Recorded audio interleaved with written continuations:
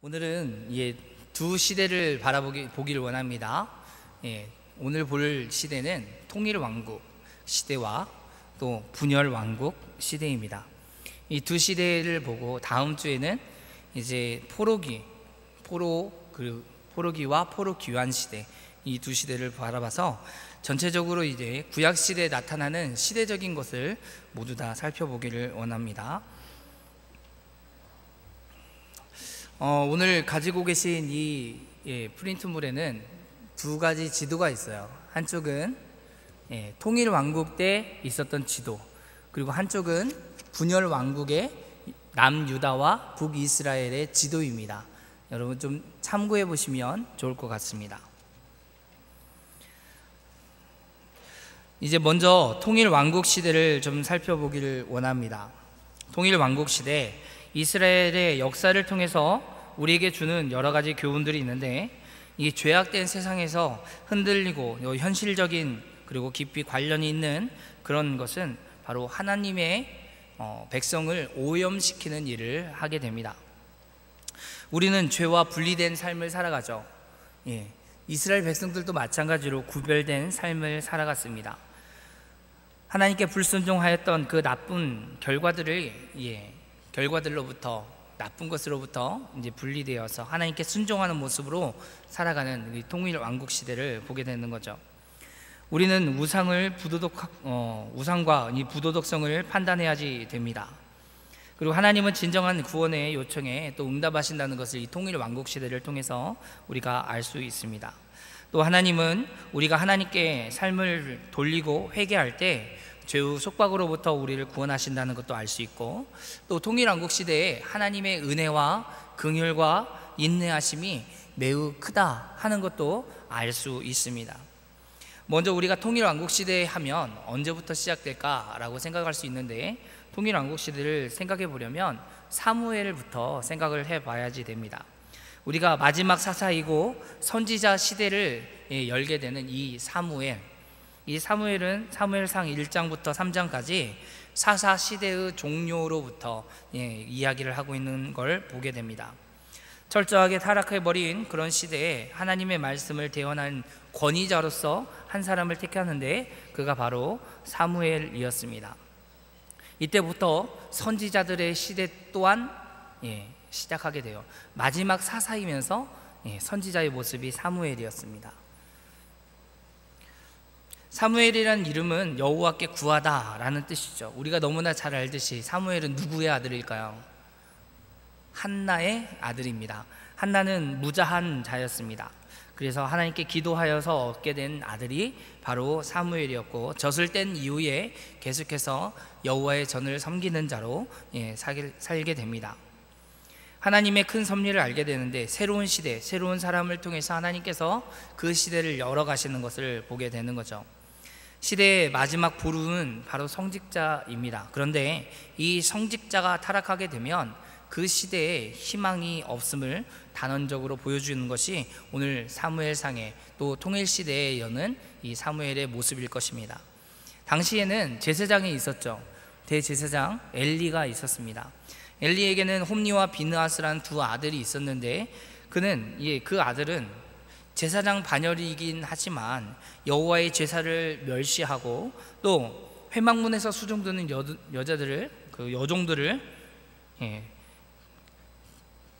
여종들과 동침을 하게 되는 거죠. 사무엘상 2장 12절부터 22절까지 나옵니다. 그러나 이 엘리는 그 아들들을 징계하지 않습니다. 이게 바로 성직자의 타락의 모습으로 나타나게 되는 거죠.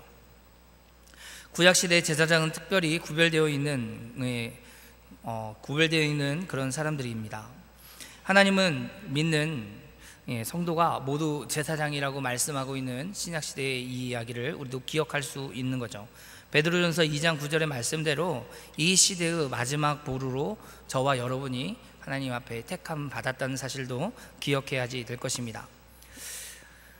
이 시대에 사람들은 또 어떻게, 하나님의 백성들 이스라엘은 또 어떻게 살아갔냐면, 하나님 이 백성들의 경고, 하나님에 대한 거듭된 경고를 들으면서도 그것들에 대해서 거절하고 오히려 스스로 왕을 세워 주십시오 하는 그런 요구를 하게 됩니다. 이스라엘은 종교적으로 하나님께 복종하는 그런 민족이었습니다.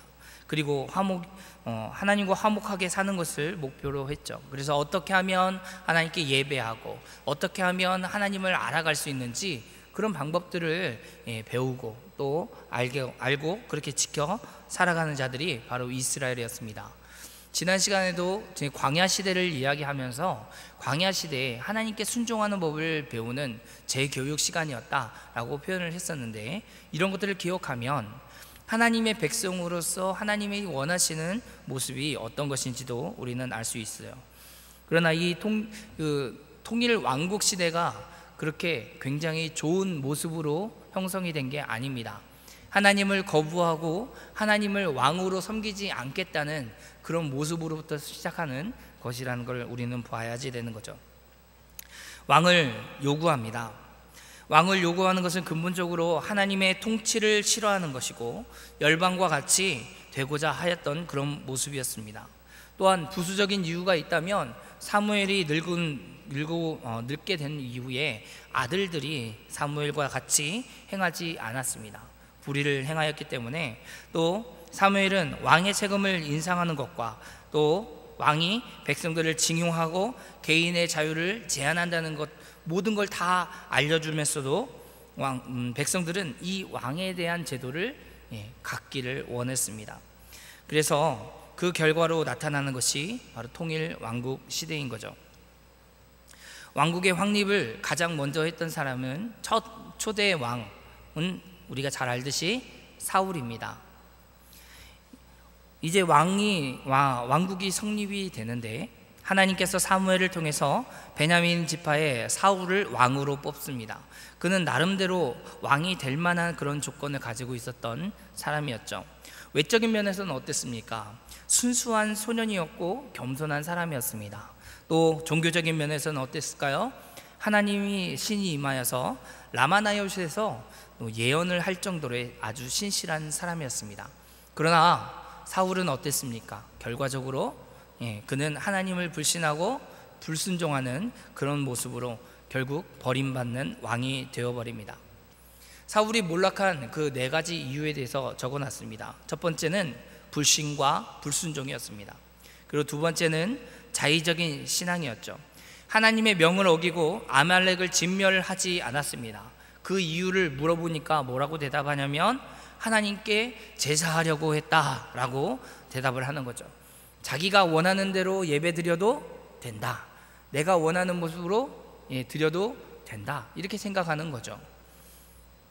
교회 나올 시간이 없으면 TV 틀어놓고 인터넷으로 예배를 드려도 된다, 이런 것도 자의적인 신앙의 모습입니다. 내가 원하면 예배 드리는 날짜도 시간도 아무렇게나 선택해도 괜찮다, 이것도 자의적인 모습인 거죠. 우리 청년들과 함께 이야기를 나누다가 예배에 대해서 얘기를 했습니다. 믿는 성도들에게 있어서 예배는 뭘까? 예배는 의무인가? 아니면 무엇인가? 그 이야기의 결과는 그렇습니다. 성도들에게 있어서 예배는 의무적인 것이 아닙니다. 자발적인 것입니다. 예배는 하나님이 우리를 구원하였다는 놀라운 은혜가 선포되어지는 것이어서 하나님이 우리의 기도를 들으시고 또 우리의 예배를 받으시고 우리가 드리는 찬양을 받으신 이 놀라운 은혜가 우리 가운데 선포되기에 예배가 기쁘지 않을 수 있겠습니까? 이 기쁜 예배의 자리에 나오는 것이 우리에게 소망이 되는 것입니다. 그래서 믿는 자들은 예배 나오는 것은 너무 당연합니다, 이렇게 결론을 냈습니다. 한 25분 정도를 더 얘기해야지 결론이 나지만 짧게 결론만 말씀드립니다. 하나님께 자의적으로 드렸던 이 사울은 몰락하게 되는 이유가 되었던 것이죠. 그래서 사무엘상 15장 22절 말씀을 보면 순종이 제사보다 낫다 하는 이야기를 듣게 됩니다. 그리고 세 번째, 사울이 몰락하게 된 세 번째 이유는 질투로 인하여서 하나님의 섭리에 반항하였던 것이죠. 오늘 아침 담임 목사님 설교를 통해서 우리가 잘 들었습니다. 더 이상 설명하지 않아도 충분할 것 같습니다. 그리고 네 번째 이유는 형식적인 신앙의 모습입니다. 블레셋 군사를 보고 굉장히 두렵고 떨림으로 찾아간 사람이 누구냐면 신접한 여인이었습니다. 하나님을 찾아가는 것이 아니라 신접한 여인을 찾아가 그 뜻이 무엇인지 물어보는 아주 형식적인 예배의 모습, 하나님을 형식적으로 섬기는 모습이 사울에게 있었던 것이죠. 그 이후에 사울 이후에 두 번째 왕으로 세워진 사람이 바로 다윗입니다. 약점은 분명히 있습니다. 그럼에도 불구하고 영적인 부분에서 그리고 정치적인 부분에서 가장 균형 잡힌 그런 왕이다라는 평가를 할 수 있죠. 이새의 여덟 번째 아들 다윗, 그는 양치기 목동이었고 또 보잘것없는 그런 외모의 소유자였습니다. 하지만 그의 아들들을, 일곱 형제들을 다 보고 그가 마음에 있는 것이 아니죠. 하나님이 마음에 둔 한 사람이 있었는데 그가 바로 다윗이었습니다. 사무엘상 16장 7절 말씀에 하나님은 마음의 중심을 보신다 하는 말씀을 하고 계십니다. 다윗은 기름 부음 받은 이후에도 바로 왕으로 세워지지 않고 오랜 세월 동안 훈련을 받게 됩니다. 오히려 블레셋 전투에서 골리앗을 죽이고 그리고 난 후에 사울의 질투를 받게 되고 그래서 목숨을 건 망명 생활을 하게 되는 거죠. 이 기간 동안 다윗은 훈련을 받았다라고 생각할 수 있습니다.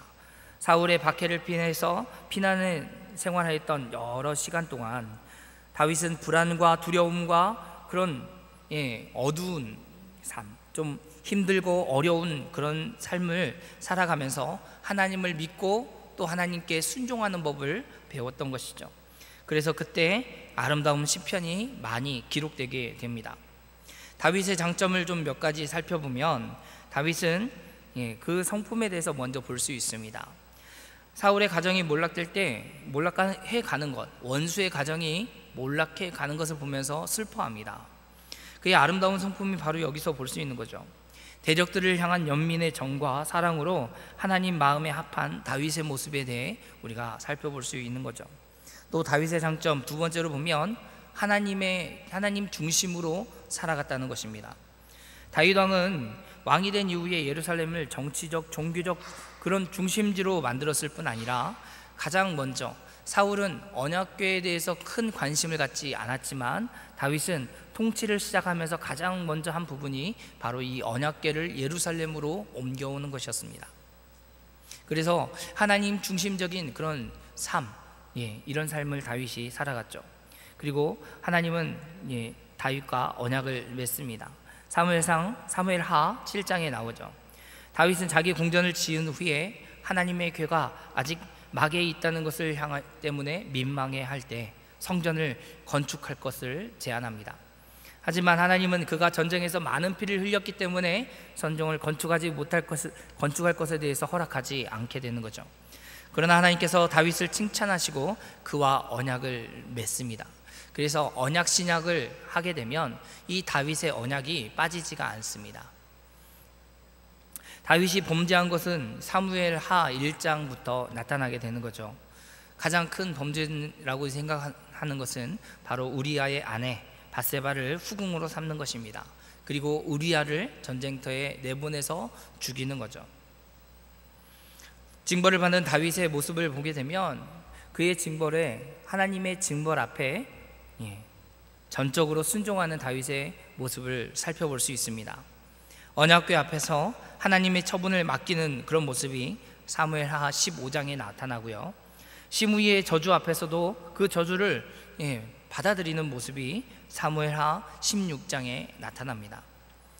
다윗은 고난과 하나님의 심판에 대해서 좀 정리해보면 이렇습니다. 심판을 예언하는 부분은 사무엘하 12장부터 나타나는데 나단 선지자를 통해서 심판을 예언받죠. 칼이 그 집을 떠나지 않을 것이라는, 그리고 다른 사람이 그 처들을 범할 것이다. 그리고 밧세바에게서 난 아들은 죽을 것이다 하는 것에 대한 그런 예언을 듣게 됩니다. 여기에 대해서 심판은 이루어졌습니다. 밧세바의 아들은 죽었고 그 딸 다말이 아들 암논에 의해서 강간을 당하자 압살롬은 장자인 암논을 죽이고 왕위를 다시 탐내게 됩니다. 결국 압살롬은 왕위를 노리고 반란을 일으켰고, 그리고 다윗의 첩들을 공중 앞에서 범하게 됩니다. 압살롬과 다윗의 전쟁으로 압살롬은 결국 죽음을 당하게 되는 거죠. 다윗의 이런 뼈저린 슬픔들이 그대로 시편에 나타나게 됩니다. 모든 상황 가운데서도 다윗은 하나님을 신뢰하고 또 하나님을 의지하였던 이런 다윗의 성품이 그대로 드러나게 되는 거죠. 이제 통일왕국의 세 번째 왕이 있습니다. 누굴까요? 네, 그분입니다. 다 아시죠? 솔로몬입니다. 최고의 부귀와 영화 누렸던 이 솔로몬, 범죄와 우상 숭배로 왕국 분열의 원인을 제공했던 한 사람, 그가 바로 솔로몬이었습니다. 요즘 젊은 세대들처럼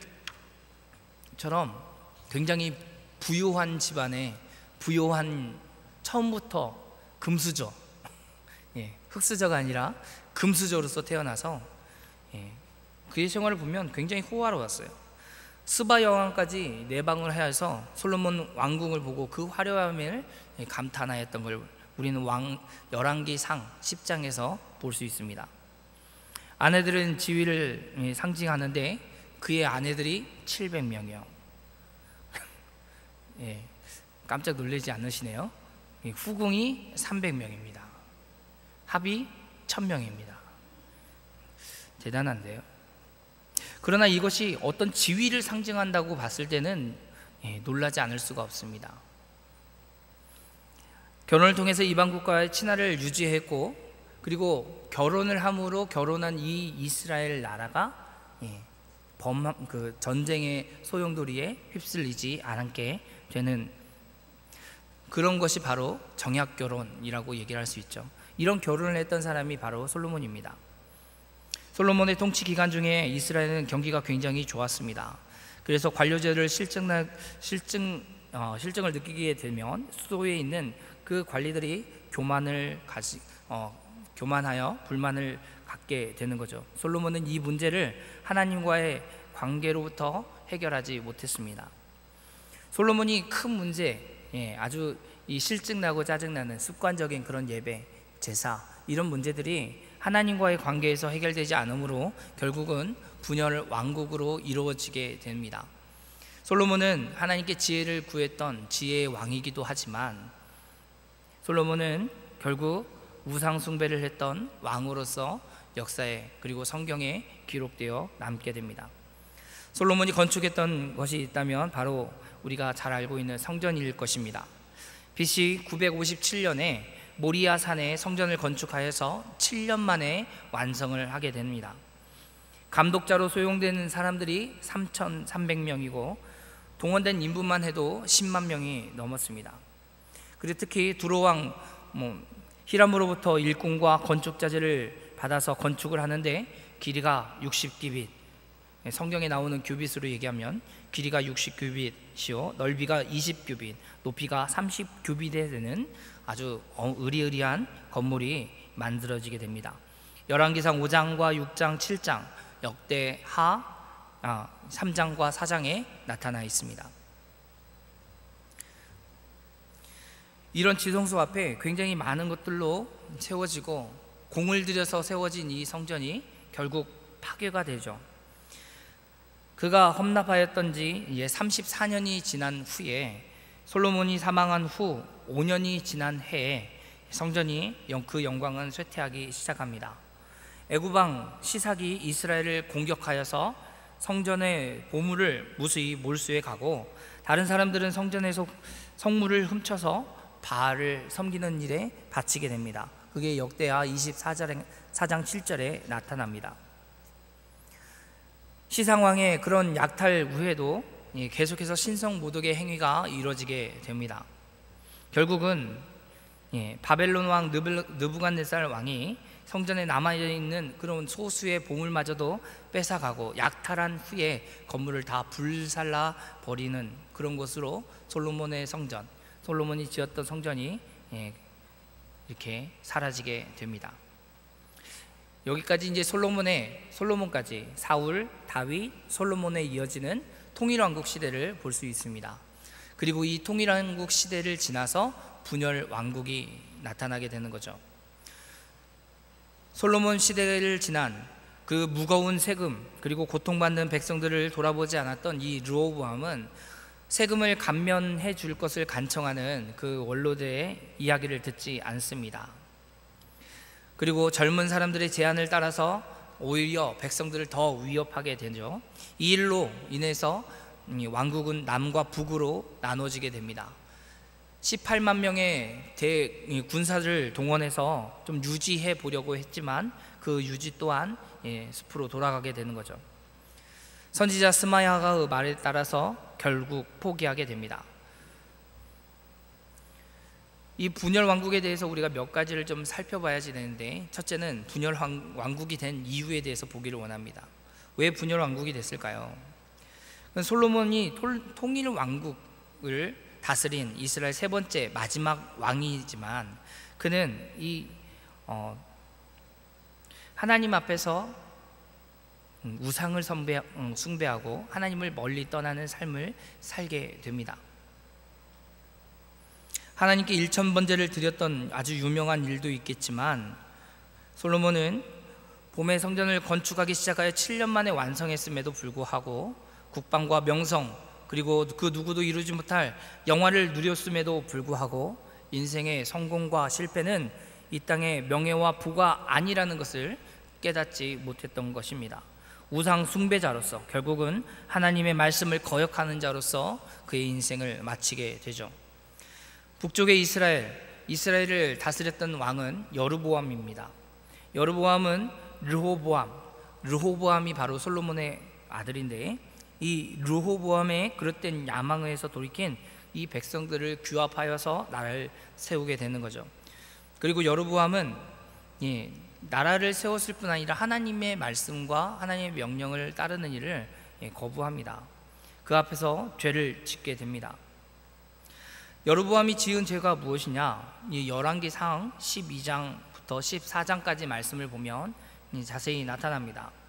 백성들이 분열 왕국이 되었지만 계속해서 예루살렘으로 내려가서 유다에서 절기를 지키고 예배를 드리는 모습을 보고 두려워하여서 그들이 예배할 장소를 지정을 해줍니다. 하나님의 경고가 있었음에도 그 경고를 무시하게 되는 거죠. 그리고 두 번째로 이 북이스라엘에 나타난 오므리 왕조와 아합을 통치를 좀 볼 수밖에 없습니다. 북쪽 이스라엘은 우리가 가지고 있는 그 지도를 보면 분열 왕국 위쪽에 이스라엘이라고 크게 쓰여 있고 그 옆에 별표 하나가 그어져 있습니다. 그 별표가 처음 있었던 수도 디르사입니다. 그리고 그 옆으로 조금 더 내려오면 사마리아라고 표시가 되어 있습니다. 이곳이 바로 수도를 디르샤에서 사마리아로 옮겼다는 것이죠. 그래서 결국은 사마리아에서 오므리 왕조부터 시작되는 수도가 이루어지게 됩니다. 오므리 왕과 그 아들 아합도 북쪽 이스라엘을 빼놓을 수 없는 그런 왕들이죠. 나라는 부강하게 만들었지만 온 백성으로 하여금 우상을 숭배하게 하고, 특히 우리가 잘 알고 유명한 아주 유명한 왕비가 한 명 있습니다. 이세벨이라는 왕비가 있죠. 이 이세벨을 통하여서 두로와 시돈, 바알 숭배를 하고 아세라를 섬기는 그런 죄를 범한 큰 왕으로 우리가 기억할 수 있습니다. 이런 영적인 타락, 그 타락의 시대 가운데 활동했던 선지자가 있는데 그 선지자가 바로 엘리야입니다. 엘리야의 가장 큰 활약상은 열왕기상 17장부터 21장까지를 통해서 볼 수 있습니다. 그런 홀로 선자의 승리라는 그런 모습을 우리가 알 수 있죠. 그는 혼자인 듯 하였지만 하나님은 하나님과 함께 했을 때 850명의 이방 선지자들, 그들과 대결하여서 이길 수 있었습니다. 엘리야를 통해서 우리가 이 암흑의 시대에도 우리가 살펴볼 수 있는 하나님의 그 은자하신 그 성경의 메시지는 바로 하나님의 승리는 숫자에 있지 않다 하는 것입니다. 그리고 엘리야를 이어서 엘리사가 선지자로서 활약을 하게 되죠. 열왕기하 1장부터 8장까지 그의 사역이 나타나고 있습니다. 은총의 선지자로서 기적을 통해서 개인과 나라를 도운 사람이 바로 엘리사입니다. 엘리사가 활동하는 시대에는 이스라엘의 요람 왕이 통치하던 그런 시대인데 시리아의 침공을 받게 되는 그런 어려운 시대에 엘리야는 그 요람 왕을 구하게 됩니다. 그러나 이 요람 왕은 감사하지도 않고 오히려 엘리사를 죽이려고 하는 거죠. 이런 상황 가운데서 엘리사는 구약의 예언자 중에서 가장 많은 이적을 행한 그런 사람으로 기록이 됩니다. 그리고 이제 우리가 세 번째로 살펴볼 왕조는 바로 예후 왕조입니다. 선지자로서는 요나와 아모스가 활약했던 그런 시대입니다. 예후는 개혁을 시도한 왕이긴 하지만 그의 개혁은 불완전한 계획이었습니다. 아주 완전하게 이룬 것이 아니라 그 개혁이 좀 불완전했습니다. 그는 바울 숭배를 심판하는 그런 이스라엘의 요람과 이세벨, 그리고 아합 왕의 속한 자, 그리고 바알의 선지자 유다의 아하시아 왕을 죽였습니다. 그러나 금송아지 숭배를 계속하게 만들었죠. 성경에서는 그의 개혁이 종교적인 동기가 아니라 정치적인 동기에서 이루어졌다는 것을 보여주고 있습니다. 그게 열왕기하 10장 29절에 나타나죠. 당시 요나는 옛 왕궁의 지형을 회복할 것을 예언을 합니다. 그리고 여로보암 2세에 의해서 그 예언이 실현되게 되는 거죠. 그 다음에 활동한 선지자가 바로 아모스입니다. 그는 사회에 정의가 서지 않는 나라와 도덕성이 없는 그런 종교에 대해서 심판이 있을 것이다 라고 선포를 하게 되는 거죠. 이 시대를 따라서 선지자가 많이 활동을 하게 됩니다. 그리고 우리가 생각해야 될 것은 마지막은 말기의 왕들과 호세아를 볼 수 있습니다. 북이스라엘의 말기에는 정치적으로 무정부 상태라고 볼 수 있습니다. 아주 혼란한 상태인데 이때에 사랑의 선지자라고 불리는 호세아가 활동하게 됩니다. 사마리아의 멸망이 임박했음을 예언하고 여호와께 돌아오면 용서를 받을 것이라는 그런 복음을 끊임없이 선포하는 선지자로서 활동하게 되는 거죠. 이제 북이스라엘뿐만 이제 마지막으로 남유다를 살펴보기를 원합니다. 남유다도 결국은 망하게 되는데 그 파멸의 씨앗은 뭐라고 얘기할 수 있냐면 정약결혼이었습니다. 여우람은 정약결혼을 통해서 바알 숭배의 길을 열게 됩니다. 북이스라엘의 아합의 딸 아달랴와 결혼을 하게 되었죠. 결국 아달랴는 왕위를 찬탈하고 자기의 손자들인 왕자들을 모두 죽입니다. 그리고 바알신을 퍼뜨렸다가 대제사장 여호야다에 의해서 죽임을 당하게 되죠. 두 번째는 하나님을 버린 것입니다. 파멸을 재촉한 것은 하나님을 떠난 것입니다. 왕 아하스는 미가 선지자와 이사야의 선지자의 그런 권고를 무시하고 바알을 계속해서 숭배했습니다.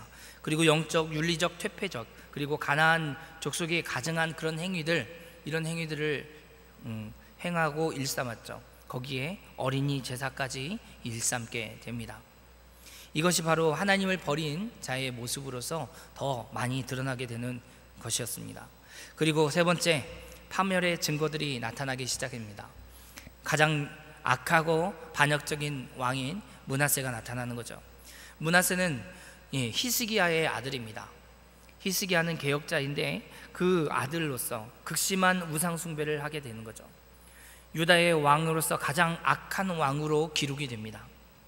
그래서 하나님은 이제 예루살렘에 대한 심판이 있을 것이고 그의 포로 생활에 대해서 예언을 하게 되는 게 열왕기하 21장에 나타납니다. 그리고 우리가 알고 있는 유다의 말기에 종교개혁자가 나타나죠. 요시야와 예레미야가 나타납니다. 요시야의 종교개혁은 참으로 우리가 기억해야지 될 부분도 많이 있습니다. 그 종교의 부흥을 시도하였습니다. 그리고 그 시대에는 외적의 침략도 없었던 것을 우리가 기억합니다. 그는 남유다의 왕으로서 우상을 제하고 또 산당을 없앴습니다. 그리고 북이스라엘 지경까지 가서 정화 작업을 시작하는데 산당과 제사장들을 다 죽이게 되고 우상 숭배자들의 해골을 불태웁니다. 그러나 백성들의 마음은 하나님께로 돌이켜 회개하는 것이 아니었죠. 요시야의 그런 종교 개혁은 결국 백성들의 회개하지 않는 모습으로 끝나게 됩니다. 예레미야는 북으로부터 기울어진 끓는 가마의 환상을 보게 되는데, 그를 통해서 이 재앙이 이 남유다가 북으로부터 침략해오는 그런 세력으로 인하여 멸망하게 된다는 것을 알 수 있게 되는 거죠. 이렇게 우리가 통일 왕국과 분열 왕국을 살펴보았습니다. 더 자세한 것은 각 권을 개론을 살펴보면서 함께 나누기를 원합니다. 제가 기도하고 마치겠습니다. 사랑의 하나님, 감사합니다. 오늘 이렇게 통일 왕국과 분열 왕국의 전반적인 모습을 좀 개략적으로 살펴보면서 하나님, 우리가 하나님 앞에서 어떻게 살아가야 할지, 하나님께서 성도를 향하여서 어떻게 행하시는지 우리가 또한 깨닫기를 원합니다.